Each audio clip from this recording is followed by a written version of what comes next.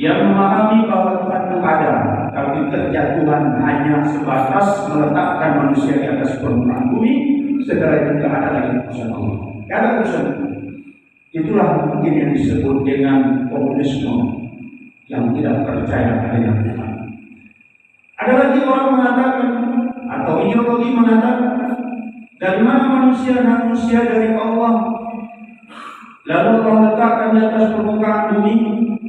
Silahkan manusia itu hidup sesuka hatinya dan berbuatlah baik, mau sholat mau tidak, pokoknya buat baik, nanti mati masuk surga. Itulah yang disebut dengan pluralisme. Plural artinya paham yang banyak.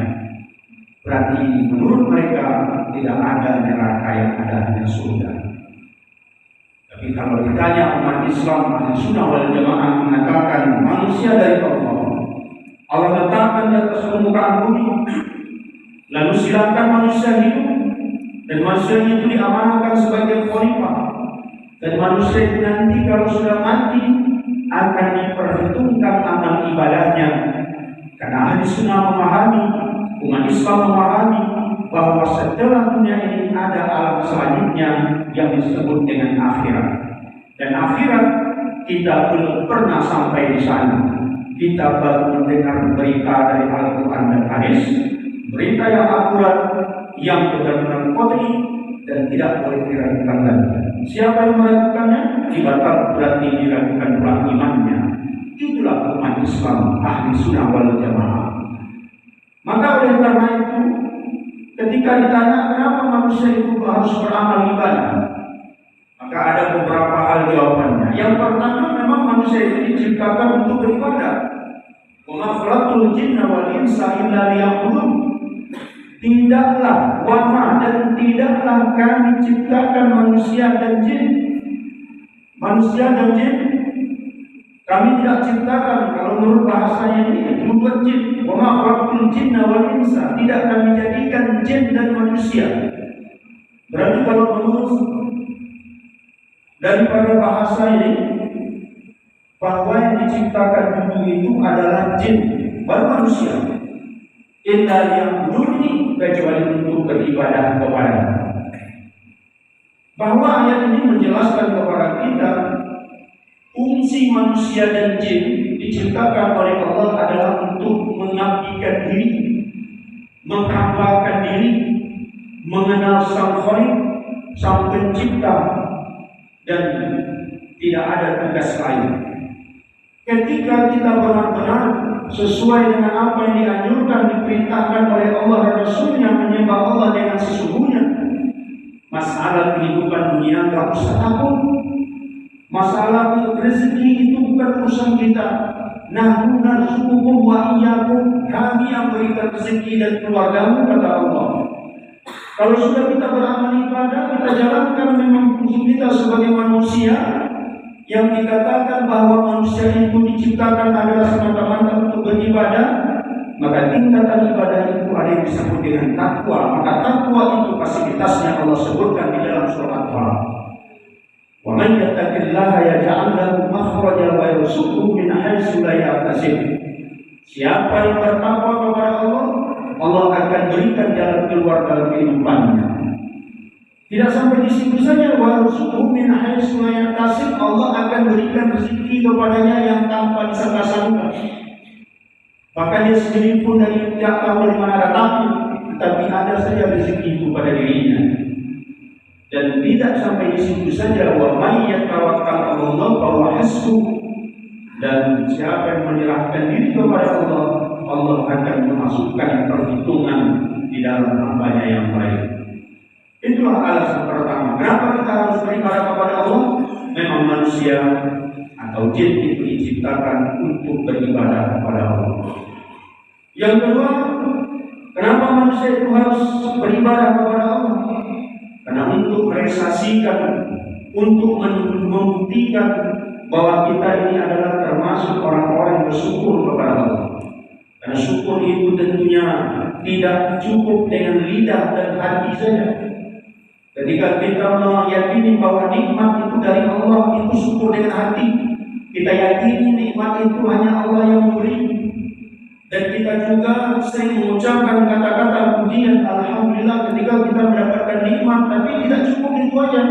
Tapi ada bersyukur bil jawari, kita buktikan dengan anggota tubuh kita untuk melakukan ibadah. Ternyata syukur itu tidak cukup dengan ucapan dan dengan keyakinan, tapi harus ada action. Apa actionnya? Ibadah. Ibadahnya bagaimana? Kalau dia terkait dengan ibadah makhluk atau ibadah yang fardu ain, yang disebut dengan sholat. Kalau mensyukuri nikmat Allah terkait dengan harta, actionnya apa? Keluarkan zakatnya dan berikan sedekah dan infaknya. Kalau diberikan oleh Allah nikmat yang namanya kesehatan, apa actionnya?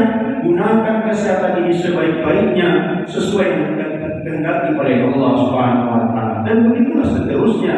Itu makanya ketika kita mengatakan aku bersyukur kepada Allah, tetapi sudahkah kita mensyukuri sesuai yang Allah berikan itu, sesuai yang Allah kehendaki? Ketika kalau kita mensyukuri sesuai yang Allah kehendaki, Allah berjanji la in syakartum la azidannakum wa la in kafartum inna azabi lasyadid. Kalau bersyukur tambah, kalau kufur maka nikmat itu akan berubah menjadi azab. Kemudian yang ketiga, kenapa kita harus beribadah kepada Allah? Konsekuensinya kita menjalani janji kita kepada Allah sewaktu di alam azali. Allah ciptakan ruh kita. Di dalam satu keterangan bahwa ruh ini Allah ciptakan sekaligus. Kemudian setelah itu disaksikan, Allah minta penyaksian kepada ruh itu. Allah sebutkan, Allah katakan, alastu bi rabbikum qalu bala syahidna. Kata Allah, apakah aku ini Tuhan kalian? Qalu bala, mereka menjawab, ruh itu menjawab, benar. Kami ini Tuhan, kami ini adalah hamba, engkau Tuhan kami. Konsekuensi kita, pengakuan kita ketika kita masih di alam azali dulu, pada hari inilah konsekuensinya untuk menghentikan diri beribadah kepada Allah Subhanahu wa taala. Kalau saja tidak kita melakukan ibadah, berarti kita telah mengingkari apa yang belum pernah kita akui, Allah itu adalah Tuhan. Kemudian yang seterusnya, bahwa tugas yang harus disampaikan oleh setiap Rasul adalah untuk mengabdikan diri kepada Allah. Siapapun nabinya, mulai Nabi Adam sampai kepada Nabi Muhammad SAW, walaupun zaman dulu belum dikatakan ada agama Islam, tetapi agama tauhid. Di zaman Nabi Adam dan nabi-nabi seterusnya, ibadahnya mungkin beda dengan ibadah kita hari ini. Tetapi tujuannya adalah untuk beribadah. Ya, ada mungkin caranya sholat dengan rukuk saja, atau mungkin dengan tasbih, atau lain sebagainya. Yang namanya ibadah tetap dilakukan. Semua misi yang dibawa oleh Nabi dan Rasul sebelum Rasulullah adalah untuk mengabdikan diri atau untuk menyembah Allah. Kemudian yang kelima, kenapa kita harus beribadah? Karena kita tahu bahwa Allah satu-satunya yang berhak disembah. Karena Allah sebutkan di dalam Al-Quran, Allahul ladzi khalaqas samawati khalaqas sab'a samawati minal ardi misbahunna. Allah yang menjadikan 7 lapis langit dan juga 7 lapis bumi. Tidak ada orang yang bisa menciptakan 7 lapis dan bumi. Siapapun orangnya, katakanlah sejenis orang yang menjadikan langit dan bumi seperti yang dijadikan Allah, tidak ada. Hanya Allah lah yang mampu menciptakan langit dan bumi. Wal jibala autada wal sama dan seterusnya, itu Allah jelaskan bagaimana Allah menghamparkan bumi yang lebar, bagaimana langit wajah sama rupiah, apabila langit itu yang Allah tinggikan tanpa tiang, maka keagungan Allah berhak kita menyembahnya, karena satu-satunya yang berkuasa itu adalah Allah Subhanahu wa taala. Dan yang terakhir, kenapa kita harus beribadah? Karena ternyata nanti setelah dunia ini berakhir dan kita akan ada hari perhitungan dan akan diazab oleh Allah Subhanahu wa taala. Dan azab Allah itu pasti. Allah sebutkan dalam Al-Qur'an, "Qul innani akhafu an yusadu an asaitu rabbi azab yaumin azim. Katakanlah sesungguhnya aku khawatir takut ketika aku berbuat maksiat kepada Allah akan ada azab yang sangat besar. Kita takut dan kita menghindari. Naudzubillah, di mana azab di masyarakat itu tidak ada bandingnya di atas dunia.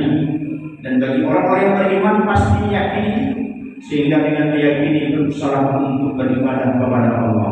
Inilah alasan kenapa ketika ada orang bertanya kenapa kita harus beribadah kepada Allah, tentunya tidak terlepas daripada akan jawaban ini.